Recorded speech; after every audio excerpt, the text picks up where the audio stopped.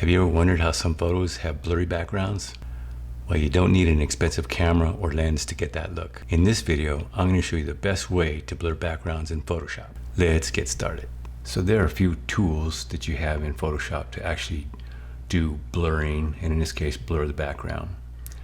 I'm going to show you a couple here that are pretty good, especially if you're a photographer. So this photo was taken outside and it was a bright day. So I had the aperture turned down, and that's why you see the exposure the way it is, and also the background is not blurry. You may like this photo the way it is, and that's fine too, but for this tutorial we're going to show you how to blur this background. So first what I'm going to do is I'm going to duplicate the original image. I'm going to press Ctrl J on Windows and Command J on a Mac twice. And I'm going to rename this base copy right here as background. And the layer above it, I'm going to rename it subject. Now the first thing we have to do is make a selection out of the subject. And I'm going to use the object selection tool. And I'm going to draw a rectangle around the subject, and Photoshop does a pretty good job. And right here in this area, there's some space here that I need to reselect. I'm going to hold the Alt or Option and make another rectangle right there. It selected that area. And this selection does not have to be perfect. We're going to just make it good enough so that we don't have any problems with the edges and the blurring in the background. And then on the subject layer, I'm going to come down here to the create new layer mask icon and create my mask. If I press Alt on Windows, Option on Mac, and click on my layer mask, the white areas are revealed, the black areas are hidden. Pressing Alt or Option, I'm back to the subject. So now what I want to do is I want to make a selection out of this layer mask. So if I hold Command and click on the layer mask, there's my selection. I'm going to disable the subject layer, click on the background layer. So now with the background layer selected, I'm going to come up here to select, modify, expand. I want to expand the selection by 5 pixels. I'm going to have about 5 pixels away from the subject.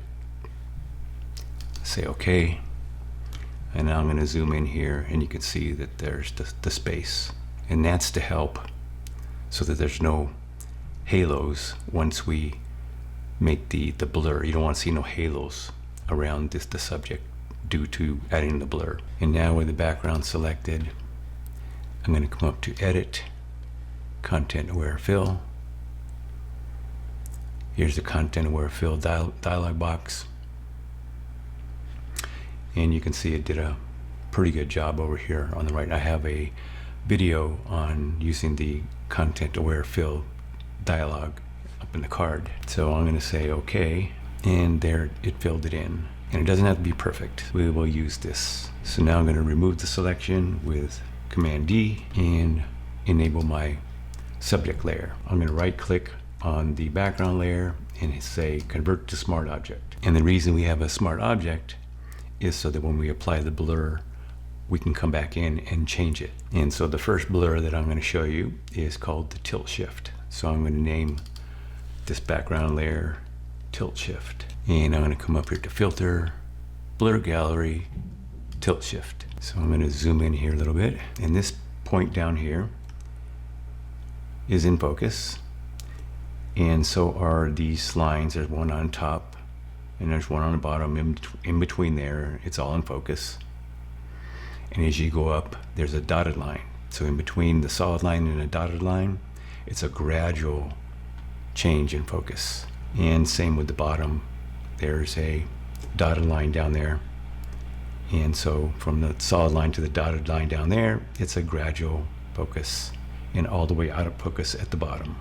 So what we can do is pull this point all the way down to her feet, because usually when you have a lens and it's blurring your foreground, or the bottom part of the image is in focus. So now what we have is we have areas where it's a gradual out of focus, and we can adjust this blur up here. I'm going to take it all the way down to 0 and just bring it up a little bit. I'm going to bring it up too far, and that's to show you that the blur is gradual as it goes towards the top. So I'm going to bring this down, make it look a little bit more realistic. So that is the tilt shift. And if I say OK, and as you can see, it's created a smart filter, and it's the tilt shift blur gallery that we used. Hello, by the way, I'm Charles. Welcome to the channel that helps you get started with Photoshop, Lightroom, and photography. If you're finding this video useful and you want more tutorials just like this, make sure to subscribe to the channel and click that bell notification so that you're the first when we notify when we release brand new content every single week. So I'm going to show you 2 more ways. I'm going to make a copy of this layer. I'm going to right click and say New Smart Object via Copy. I'm going to disable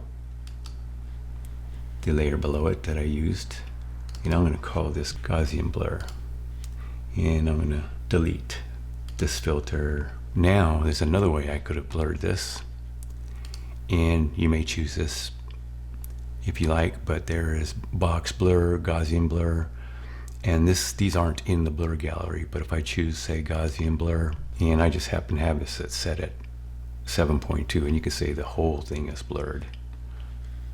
If I say OK, and I'm going to add a layer mask down here, hit the new layer icon, and now I want to paint with black, with B for the brush tool, and paint black to hide the blur effect down here.